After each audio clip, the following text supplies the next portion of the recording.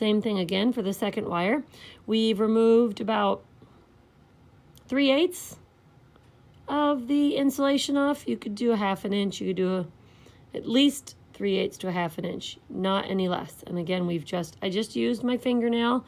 So you see I held it down on this nail, so I had something to scrape against. You could scrape against the table. You need a hard surface to scrape against and just separate that. And then again, just twist that insulation. I can't stress how important twisting the insulation is. It's more important than even the length of exposed wire that you have. If this isn't nicely twisted together, you will have a really hard time continuing on with the next steps.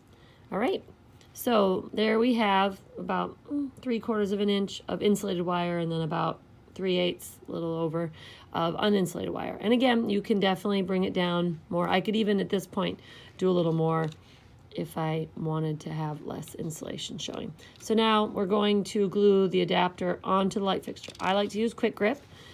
Any clear glue will work. Super glue, crazy glue, Zap-A-Gap, any of those will work just fine. White glues don't tend to work really well to glue plastic to metal. You need a petroleum-based clear glue to really do a good job of gluing two dissimilar materials. Now this stuff oozes out a little extra, more than I want. So I have this scrap piece of paper down here on my work surface, and I can take some of the extra that oozes out first thing right away, so I can control and get just a small amount of glue on here. In almost every miniature project, a little bit of glue goes a long way. You do not need much. And I'm going to hurry up and cap my glue because this stuff wants to ooze everywhere. Okay, now, as you can see, I just did a few dots around the outside edge. I am going to proceed to feed these two wires through the center hole.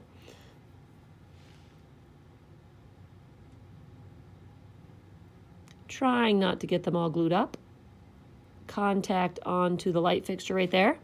And this petroleum-based glue is a contact cement, so the more you pull and pull back and forth, the faster the glue sets up.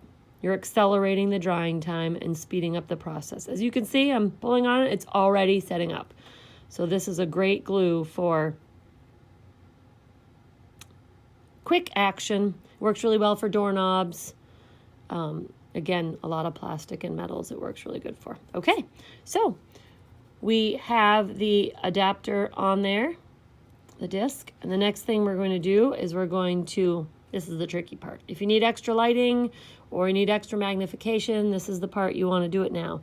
Oh, another thing that'll help with this, if you feel that your ends aren't quite crisp and clean, maybe they're a little frayed, you could snip them right off with the scissors now and give yourself a clean edge. Not much, just trim off like a 1/16.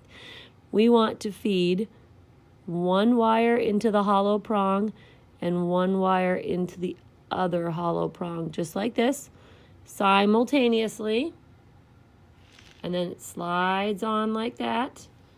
And now you can see I have a lot of extra wire in between.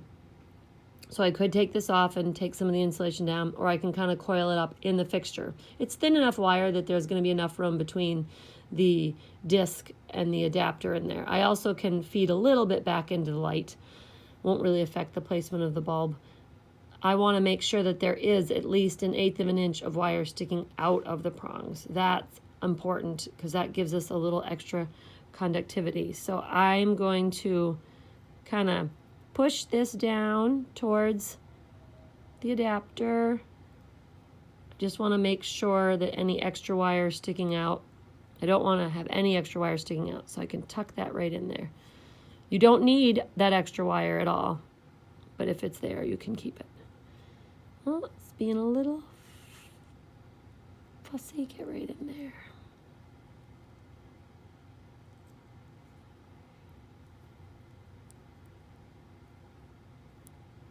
Okay, now, plastic disc fits right inside, and you need to hear that snap. As you lock that in there, you need to hear that click, snap in place to know that it's in there. You need to make sure that there's still the wire coming out and that it's not wiggly or loose or wanting to come out. If it doesn't go in nice and easily for you like it just did with my fingers, if it gives you any trouble, just a needle nose pliers, and you push here and here like this, so you're clamping down at that point with the needle nose pliers right there, just to make sure you get that snap. You have to have it snap in place or it won't hold it for you.